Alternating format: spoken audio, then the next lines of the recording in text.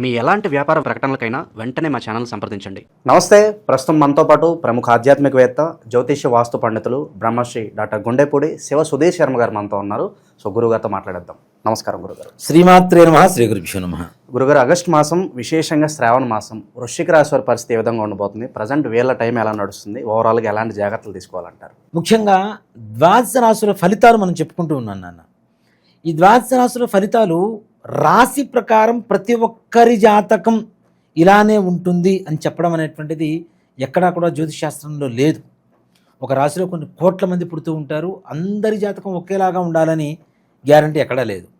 అలాగే మనం పుట్టినప్పుడు ఇప్పుడు ఏవైతే అనుకూలంగా ఉండేటువంటి గ్రహాలు ఉన్నాయో, ప్రతికూలంగా ఉండేటువంటి గ్రహాలు ఉన్నాయో, మనం పుట్టినప్పుడు లగ్నం నుంచి రాశి నుంచి ఏ గ్రహాలు ఎక్కడ సంచారం జరిగిందో అది తెలుసుకుంటే రాశిలో రాశి ద్వారా గోచారం చెబుతున్నాం కదా, ఇది జరుగుతుందని చెప్పడానికి గ్యారంటీ తెలుస్తుంది. ముఖ్యంగా వృశ్చిక రాశి వాళ్ళేనన్నా వాళ్ళ రాశి లక్షణం అనేది ఒకటి తీసుకుంటే వీళ్ళకి ఎదురు వాళ్ళ మానసిక స్థితితో సంబంధం లేదు. వీళ్ళు అనుకున్న పని అయిపోవాలి, ఇది ఒకటే వాళ్ళ లక్ష్యం. కంకణం కట్టుకున్నారు అంటే రెండో వాళ్ళతో వాళ్ళు ఎలా ఉన్నారు, వాళ్ళు ఏంటనేది వీళ్ళకి ఆలోచన మైండ్లో కూడా రాదు. వీళ్ళకి అనుకున్న పనిని అనుకున్న సమయాన్ని పూర్తి చేయాలంతే. ఎగ్జాంపుల్, ఒక బంగారు వస్తువు ఒక ఫంక్షన్కి వెళ్ళేటప్పుడు కొనుక్కోవాలి, డబ్బులు లేవు. అది కొనుక్కోకపోతే ఫంక్షన్కైనా వెళ్ళరు, కానీ కొనుక్కోకుండా మాత్రం ఉండరు. ఈ రకమైనటువంటి అంత పట్టుదలతో ఉండేటువంటి లక్షణాలు ఎక్కువ. చూడటానికి కరుకుగా మాట్లాడుతూ మానసిక స్వభావం మాత్రం శుతిమెత్తగా ఉంటుంది. లోపల చాలా మంచి స్వభావం ఉంటుంది, వెనపూసలాగా. బయటికి మాట్లాడటానికి మాత్రం చాలా కరుగ్గా ఉంటారు. వీళ్ళలో ఉండేటువంటి ధోరణి ఏంటంటే ముఖ్యంగా చెప్పిందే చెప్పడం, 10 సార్లు చెప్పడం అనేటువంటిది వీళ్ళ ధోరణి ఎక్కువగా ఉంటుంది. ఎదురు వాళ్ళకి విసుగు పుట్టాలి అంటే ఎన్నిసార్లు చెప్పినా వాళ్ళతో పని చేయించుకోవాలి. ఈ రకమైనటువంటి సాధనలో ఉంటుంటారు వీళ్ళు. ఇక ఆగస్టు నెలలో వృశ్చిక రాశి వాళ్ళ విషయానికి వస్తే, వీళ్ళకి ప్రస్తుతానికి అష్టమంలో ఉన్నటువంటి గురుగ్రహ ప్రభావం పెద్దగా లాభాన్ని చూపించలేకపోయినా నష్టాన్ని చూపించేటువంటి పరిస్థితి. కానీ కొన్ని గ్రహస్థితుల కారణం చేత కుజ శుక్ర రవిగ్రహ సంచారం ఏదైతే ఉందో వీళ్ళకి ప్రతికూలం కూడా అనుకూలంగా మారేటువంటి పరిస్థితులు. ముఖ్యంగా దాంపత్య జీవితం అనుకూలంగా మారేటువంటి పరిస్థితులు, ఇంట్లో సంబంధించినటువంటి గొడవలు ఏవైతే ఉంటాయో అవన్నీ కూడా సమసిపోయి భార్యాభర్తలు సంతోషంగా ఉండేటువంటి పరిస్థితిలో ఉంటారు. దాంతోపాటుగా పెద్దల అనారోగ్య పరిస్థితి నుంచి ఆరోగ్య పరిస్థితికి చేరుకోవడం, తద్వారా సంతోషకరమైనటువంటి వాతావరణం కుటుంబంలో నెలకొల్పబడుతుంది.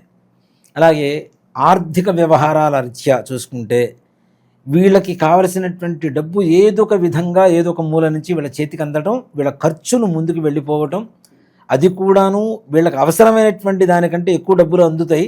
కానీ వీళ్ళ దగ్గర ఉండేటువంటి లక్షణం ఏంటంటే డబ్బులు అందుతున్నాయి కదా అని చెప్పి అవి కూడా ఖర్చు పెట్టేటువంటి లక్షణం ఎక్కువగా ఉంటుంది. వీళ్ళ స్వభావమే, వీళ్ళ రాశి స్వభావమే అలా ఉంటుంది. దాచిపెడతారు ఫట్ మన ఒక్కసారి ఖర్చు పెట్టేస్తారు. అటెంప్టింగ్ అనమాట వీళ్ళ మెంటాలిటీ కూడా ఆ రకంగా ఉంటుంది. అలాంటి ఆర్థిక పరిస్థితి కూడా మెరుగ్గా ఉంటుంది. పైగా వీళ్ళకు ఉండేటువంటి అప్పులు కూడా తీరేటువంటి మార్గం కనపడుతోంది. వీళ్ళు ఎవరికన్నా ఇచ్చినటువంటి అప్పులు కూడా తిరిగి వచ్చేటువంటి మార్గం కనపడుతోంది.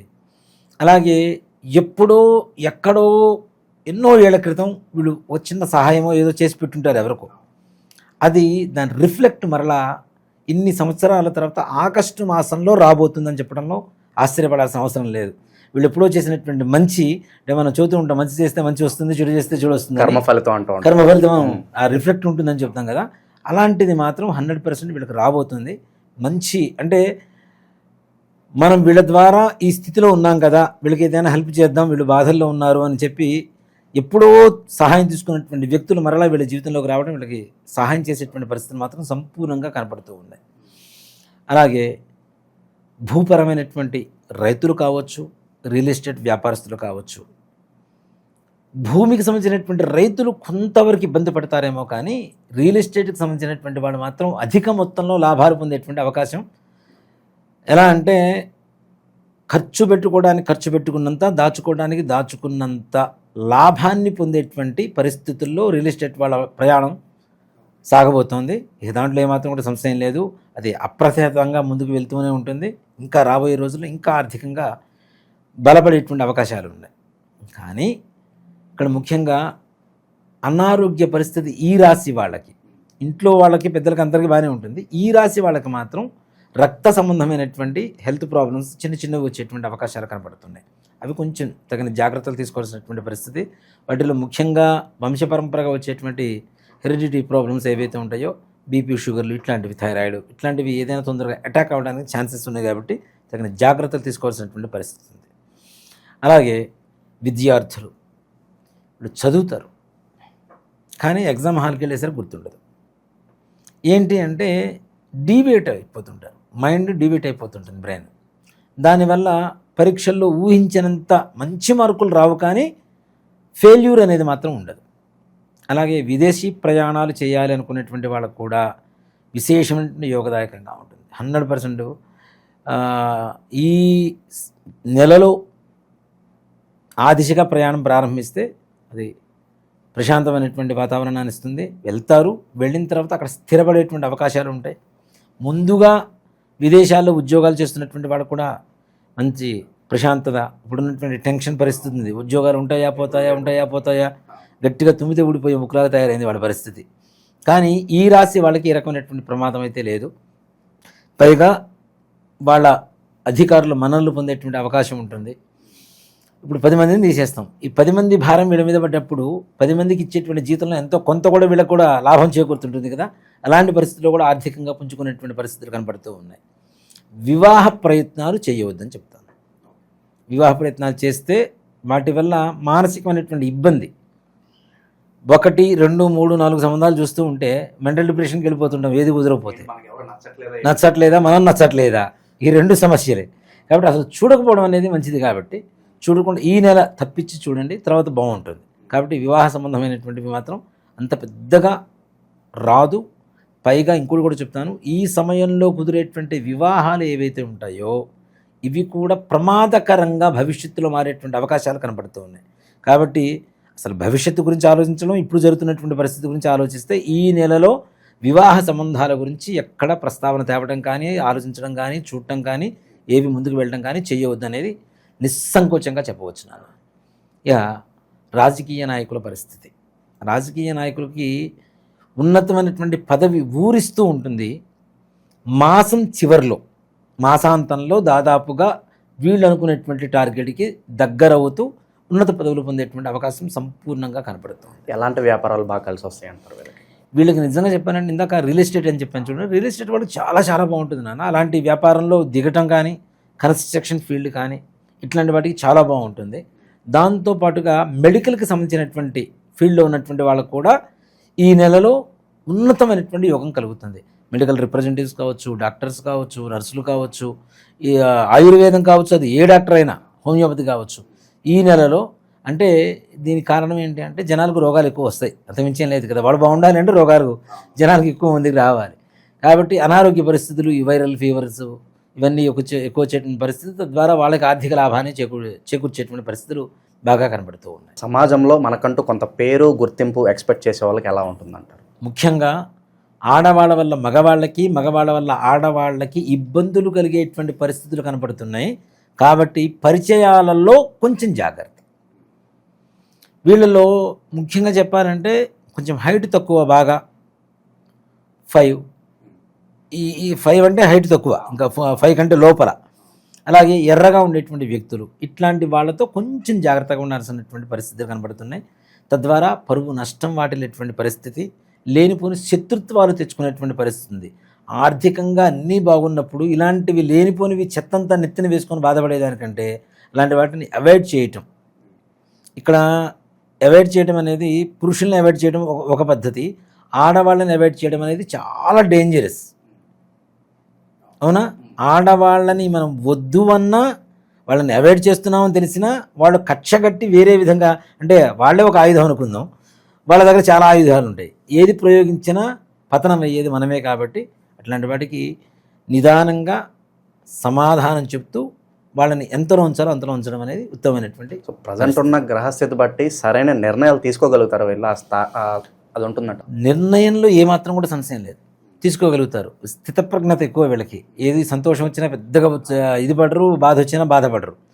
కానీ నిర్ణయం తీసుకునేటప్పుడు 1-2 సార్లు ఆలోచించి తీసుకోవడం అనేది మంచిది. ముఖ్యంగా పార్ట్నర్షిప్ బిజినెస్లు అసలు చేయవద్దు.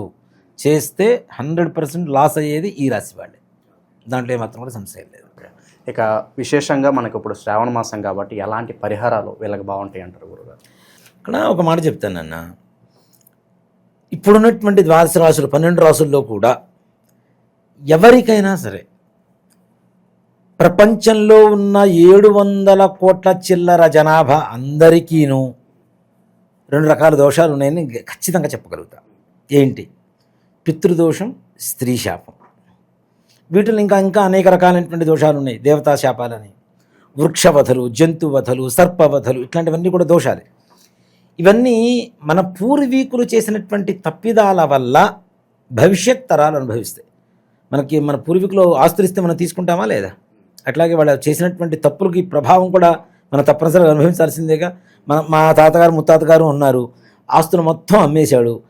ఆ పేదరికం అనేటువంటిది కంటిన్యూ అవుతుందా లేదా? అవునా? అలాగే ఆస్తులు బాగా కూడబెట్టాడు, ఆ డబ్బులైతే మేము తింటామా లేదా? దాని ప్రతిఫలమితం అంటే ఒక్క ఆడవాళ్ళ కన్నీటి చుక్క మీ వంశాన్ని మహాసముద్రమై సముద్రంలో వచ్చేటువంటి సునామీగా మార్చి వంశాన్ని మింగేస్తుంది. దీనివల్ల పెళ్ళిళ్ళు కాకపోవటం, అనుకున్నటువంటి పనులు కాకపోవటం, వ్యాపారం బాగుండకపోవటం, ఉద్యోగం సరిగా రాకపోవటం, పిల్లలు మాట వినకపోవటం, పిల్లలు ఆరోగ్యవంతంగా ఉండకపోవటం, ఇంట్లో అనారోగ్య సమస్యలు, ఆర్థిక సమస్యలు, ఇచ్చిన అప్పులు వెనక్కి రావు, మనం తీసుకున్న అప్పులు తీర్చలేము, మనం ఎవరికన్నా అడ్డుండి ఇప్పిస్తే అవి కూడా మనం కట్టుకునేటువంటి పరిస్థితులు రావటం, ఇట్లానే దీంతో పాటుగా అనేక రకాలైనటువంటి మానసికమైనటువంటి అస్థిమిత, అట్లానే పిల్లలు ఆటిజంతో పుట్టడం, అవునా, చదువుకోరు, ఇంకా దుర్వ్యసనాల పాలవ్వటం. అంటే మనుషుల్లో అందరికీ ఉందనే చెప్తాను. ఇంకా చెప్పాలి అంటే దాదాపు 80-85 ఆ టైం నుంచి పుట్టినటువంటి ప్రతి ఒక్కరికి ఉంది. దాంట్లో ఏమాత్రం కూడా సంశయం లేదు. పరిష్కారం ఏంటంటారు దీనికి? ఒక్కడేనన్న, ఇది ప్రతి అమావాస్యకి మనం పితృకార్యాలు చేస్తూ ఉంటాం, అవునా? అలాంటి అమావాస్య ప్రతి నెల చాలా విశేషమైనటువంటిది. మనం ప్రతి నెల అమావాస్యకి ఇంట్లో పితృతర్పణ వదలండి, ఎవరికైనా బ్రాహ్మణికి స్వయం పాకం ఇవ్వండి అని చెప్తుంటాం. తద్దినాలు పెట్టరు. తద్దినాలు పెట్టకపోవడం, మేము కాశీలో పెట్టొచ్చామండి, గైలో పెట్టొచ్చామండి, నిన్న భోజనం చేసాం, ఇవాళ భోజనం చేయకుండా మానుతామా? నిన్న పండగ జరిగింది, మరుసటి రోజు మళ్ళీ వండుకొని తింటామా లేదా? అవునా? అక్కడెక్కడో కాశీలో పిండం పెట్టొచ్చాం, ఇంకా అయిపోయింది అంటే అది ఎట్లా కరెక్ట్ అవుతుంది? కొంతమంది ఇంట్లోంచి చెప్పకుండా వెళ్ళిపోతుంటారు. వాళ్ళు ఉన్నారో లేరో కూడా తెలియదు. ఒక మనిషి 14 సంవత్సరాల పాటు కనుక కనపడకుండా వెళ్ళిపోతే వాళ్ళకి కర్మ చేయవలసిందే. అది చేయట్లేదు, అవి వదిలేస్తున్నాం. అసలు ఇప్పుడు ఉన్నారో లేదో కూడా తెలియదు, వదిలేస్తున్నాం. ఇలాంటివి తద్దినాలు పెట్టకపోవటం, కర్మలు సరిగా చేయకపోవటం, శ్రాద్ధం శ్రద్ధతో పెట్టకపోవటం, తల్లిదండ్రులు ఇచ్చినటువంటి జన్మ, వాళ్ళు ఇచ్చినటువంటి విద్య, వాళ్ళు ఇచ్చినటువంటి శరీరం, రక్తం, మాంసం, దీంతో పాటుగా వాళ్ళు ఇచ్చినటువంటి జ్ఞానంతో మనం బ్రతుకుతున్నాం. ఇన్ని ఇచ్చినటువంటి వాళ్ళ రుణం తీర్చుకోవాల్సిన అవసరం ఎవరికి ఉంది? కొడుకుంటాం, అవునా? ఇలా కొడుకు చేయకపోవటం వల్ల కొడుకులు పుట్టకుండా కేవలం కూతుళ్ళే పుట్టేటువంటి దోషం కూడా ఈ దోషం ద్వారా కనబడుతూ ఉంటుంది. అంటే ఇక వంశం లేదుగా. నెక్స్ట్ ఇంటి పేరు ఎక్కడుంది? ఆడపిల్లలే పుడితే ఇంకో ఇంటికి అమ్మాయిని ఇస్తావు, అమ్మాయి ఇంటి పేరు అబ్బాయి ఇంటి పేరు అవుతుంది, కానీ నీ ఇంటి పేరు లేదు కదా, అయిపోయింది కదా, శాశ్వతంగా నీ వంశం నిర్వంశం అయిపోతుంది. ఇలా అసలు పిల్లలు పుట్టకపోవటం కూడా, అనుకున్న పని ఏ ఒక్కటి పూర్తి కావటం లేదా. సింపుల్గా చెప్పాలంటే ప్రశాంతంగా మీ జీవితంలో లేరా అంటే మీ వంశంలో, మీ పూర్వీకుల్లో ఆడవాళ్ళు మగవాళ్ళు 60 ఏళ్ల లోపల heart problem, kidney problem, liver problem, brain stroke, suicide, accidents, cancer, ఇట్లాంటి కారణాలతో చనిపోయారు. మీ పూర్వంలో 2 వేసి పెళ్ళిళ్ళు చేసుకున్నారు, ఇంట్లో భార్య ఉండగా కూడా ఇల్లీగల్ కాంటాక్ట్స్ పెట్టుకొని ఇంట్లో ఉన్న ఆడవాళ్ళని బాధ పెట్టారు. భర్త ద్వారా భార్య కావచ్చు, అత్తమామల ద్వారా కోడలు కావచ్చు, ఆడపడుచు ద్వారా వదిన కావచ్చు, వదిన ద్వారా ఆడపడుచు కావచ్చు, మరుదుల ద్వారా బావల ద్వారా మరదలు కావచ్చు. ఇలాంటి వాటికి ప్రతి నెల అమావాస్య మా ఆధ్వర్యంలో జరుగుతూ ఉంటుంది. తప్పనిసరిగా గోకర్ణంలో మహాబలేశ్వరుడి చెంత ఈశ్వరుడు ఆత్మలింగం, ప్రపంచంలో ఇంకెక్కడా లేనటువంటి ఒకే ఒక్క చోటు ఉన్నటువంటి ఆత్మలింగం గోకర్ణ క్షేత్రంలో మాత్రమే ఉంది. అక్కడ చాలామంది కూడాను ఈ మన సామూహికమైనటువంటి శ్రాద్ధాలు అవి చేస్తుంటారు. దయచేసి మీరు చేయించుకోపోయినా పర్లేదు, సామూహికమైనటువంటి శ్రాద్ధాలు పెట్టవద్దు. దానివల్ల వచ్చేటువంటి మంచి ఫలితం కంటే చెడు ఫలితాలు ఎక్కువగా ఉంటాయి. ఈ వెబ్సైట్లు అవన్నీ కూడా చాలా క్రియేట్ చేసి చాలామంది చేస్తున్నారు. అవి కూడా వాటిలో ప్యాకేజీలు పెడుతున్నారు. అవన్నీ కరెక్ట్ కాదు నాన్న. రాండి, తప్పనిసరిగా సశాస్త్రీయంగా ఎవరైతే బ్రాహ్మలు ఉంటారో, కర్ణాటకలో అందరికీ తెలుసు జంగం వాళ్ళు ఎక్కువ మంది ఉంటారు. జంగం వాళ్ళు కాదు, బ్రాహ్మలే, జంగం వారే. సో కాబట్టి బ్రాహ్మలు చేసేటువంటి విధానంగా సశాస్త్రీయంగా అక్కడ తప్పనిసరిగా పూజ చేయించుకొని మన దగ్గర నుంచి బస్సులోంచి బయలుదేరుతుంటాం. ఇక్కడ నుంచి ప్రతి నెల అమావాస్య ముందు రోజు బయలుదేరుతాం. అమావాస్య రోజు పూజ అక్కడ. అందులో ఈ శ్రావణ బహుళ అమావాస్య మఖా నక్షత్రం కలిసి వచ్చింది. ఈ దోషాలు ఉన్న వాళ్ళ వంశంలో మఖా నక్షత్రంలో పుట్టేవాళ్ళు కూడా కొంతమంది ఉంటారు. మఖా నక్షత్రం కలిసి వచ్చినటువంటి అమావాస్య, శ్రావణ బహుళ అమావాస్య చాలా విశేషమైనటువంటి ఈ ఆగస్టు మాసంలో వచ్చే అమావాస్య. ఈశ్వరుడికి, వెంకటేశ్వర స్వామి వారికి, లక్ష్మీదేవికి, గౌరీదేవికి, పితృదేవతలకి, చంద్రుడికి, ఇంతమందికి ఇష్టమైనటువంటి మాసం ఇది. ఇంతమంది మాసం ఇష్టమైనటువంటి దేవతలకి ఆరాధనకి అర్హత కలిగినటువంటి మాసంలో శ్రావణ బహుళ అమావాస్య ఆగస్టు 23వ తారీఖు అయింది. 22వ తారీఖు ఇక్కడ బయలుదేరుతాం. 23వ తారీఖు పూజ ఉంటుంది. మరలా చేయించుకొని 24వ తారీఖు ఉదయం 11 గంటల కల్లా హైదరాబాద్లో ఉంటాం. కాబట్టి రావాలనుకున్నటువంటి వాళ్ళు అందరూ రాండి తప్పనిసరిగా. నా ఆధ్వర్యంలో, అంటే నేను చేయించడం కాదు, నేను అక్కడ బ్రాహ్మణులు పెట్టి చేయిస్తూ ఉంటాం. తప్పనిసరిగా నేను కూడా కలుస్తాను మిమ్మల్ని అక్కడ. తప్పనిసరిగా రాండి, రావాలనుకున్న వాళ్ళు దయచేసి సామూహికంగా చేయించుకోవద్దు. సో కాబట్టి దీనికి ప్రత్యక్ష నిదర్శనం ఇంకోళ్ళు కాదండి, నాకు నేనే 2018లో నేను చేయించుకున్నాను. నాది లైక్ శబరి తత్వం. నాది భక్తి అంటే శబరి తత్వం. రాముడికి పండ్లు ఇచ్చేటప్పుడు ఆవిడ ఎంగిలి చేసి బాగుందా లేదా అని టేస్ట్ చూసి మరీ ఇచ్చింది. నేను చేయించుకున్న తర్వాత నాకు బాగుంటే మిగిలిన జనాలకు చెప్తా. నేను తినకుండా పండు బాగుంది తిను అంటే అది ఎంతవరకు? అవునా? అది మొహమాటానికి వగరుగా ఉన్న తీయగా ఉందని చెప్తారు. అలా కాదు, నేను అనుభవించాను కాబట్టి ఎదుటి వాళ్ళకి చెప్పడానికి నాకు అర్హత కలిగింది. మనం అనుభవించిన తరువాత, మనం చేసిన తర్వాత చెప్పడం అనేటువంటిది ధర్మం. కాబట్టి నేను చేయించుకున్న నా జీవితం సంపూర్ణంగా అక్కడ ఉన్నటువంటి మహాబలేశ్వరుడు అనుగ్రహంతో నా జీవితం మహాబలంగా తయారైంది. అందరికీ తెలిసిన విషయమే. నన్ను ఇప్పుడు పరిహారాలు చెప్తాం, రాశి ఫలాలు చెప్తూ ఉంటాం. దీంతో పాటుగా ఈ మీరు చెప్పారండి మేము చేస్తున్నాం, మాకు ఫలితం కనబట్టలేదనేటువంటి వాళ్ళు కొంతమంది ఉంటారు. ఇక్కడ మాకు జరగట్లేదండి. రాశి ప్రకారం జరిగేవి చెప్పేవి అన్నీ జరగాలని గ్యారంటీ లేదు. మీ వ్యక్తిగత జీవితంలో ఇప్పుడు వృశ్చిక రాశిలో కొన్ని కోట్ల మంది ఉన్నారు. కోట్ల మందికి ఒకేలాగా ఉంటుందని గ్యారంటీ ఏముంది? అందరి స్వభావాలు ఒకేలాగా ఉండవు, అందరి పర్సనాలిటీలు ఒకేలాగా ఉండవు, అందరి మెంటాలిటీ ఒకేలాగా ఉండదు, అందరూ చేసే వృత్తి, వ్యాపార, ఉద్యోగాలు ఒకేలాగా ఉండవు. అదేంటంటే కేవలం మన వ్యక్తిగత జాతకం మీద మాత్రమే ఆధారపడి ఉంటాయి. కాబట్టి ఈ వ్యక్తిగత జాతకాన్ని పరిశీలన చేసుకుంటే దాన్ని బట్టి ఏదైనా కరెక్ట్ అయినటువంటి పరిహారం మీ దాకా మీరు చేసుకోవడం అనేటువంటిది జరుగుతూ ఉంటాయి.